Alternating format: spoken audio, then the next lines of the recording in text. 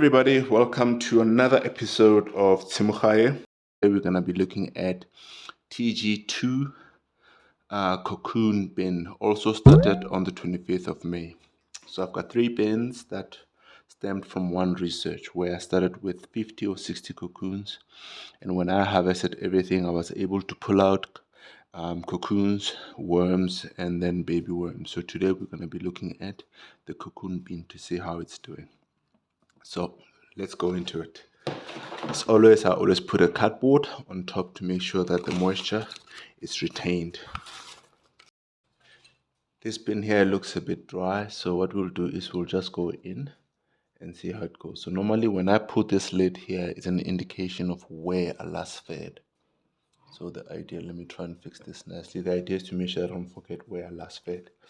So I'm going to use my little fork here, but I'll be gentle. I know some of you might be concerned to say I might be hurting the worms.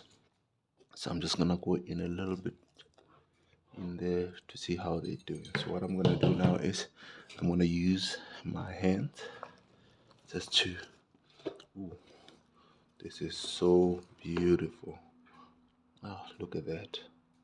Look at these beautiful worms. Now these were from the cocoons that I started a while ago. Amazing stuff. This is impressive. Wow. Okay, so I'm just gonna try and dig some more here, this corner here, to see what's happening. So there's quite a few worms in here. I'm doing very well. Most of my bins, when I started them, I always start with oak tree leaves. I love oak tree leaves. Why? I do not know, but for me they work perfectly. So I put oak tree leaves, I put shredded paper, compost, and then the cocoons themselves. So let's see what the world of worms look like here. As you can see there, they are there, and they've also laid cocoons as well. It means the cycle continues. So from cocoons to worms, now they've laid cocoons as well. So this bin here looks like it's thriving. You can see what I see here. Oopsie, sorry for moving the bin around. There's some more things happening here. Everything looks perfect. So I'm really I think impressed with this bin. So what I'm going to be doing today also is I'm going to try and feed the bin as well. So I'll feed from this side just to ensure that everything is going well.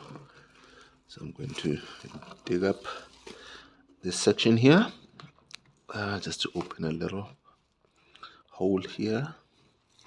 Okay, that's what I'm going to be doing. This looks amazing. This looks good. Okay, I'm just going to move some more things here. So I'm going to be adding shredded paper. This little corner here. Shredded paper. This side of the world. Okay, and then what I'm going to be doing is I've got what looks like shredded spinach that we've been freezing for quite some time. There's bits of carrots in there, green leaf, which is a good diet, I think. I'm gonna put that in there, and then I came across a beautiful banana. So what I'm gonna be doing now is I'm gonna try and peel this banana open. Yummy for the worms. And then I'm just gonna put it upside down, and then what I'm gonna do, frozen cucumber here, I'm just gonna put it in here as well, and then I'll follow through with the coffee grounds. I'll put in the coffee grounds in here. That should do the trick. And what I'll do is I will then cover everything back with the what looks like the castings, and I'll just bury the food to make sure that they're nice and covered in here. So that's what I'll be doing now. Okay, this looks perfect. I think as a reminder, I'll just put this lid back here to remember where I fed the food, and then I will then put back my box. Over the worms, I will then put back my lid again, but leave it partially open for oxygen. So there you go, folks. TG2 cocoon bin fed on the 15th of September 2022. So from me to you guys, thank you so much. Bye.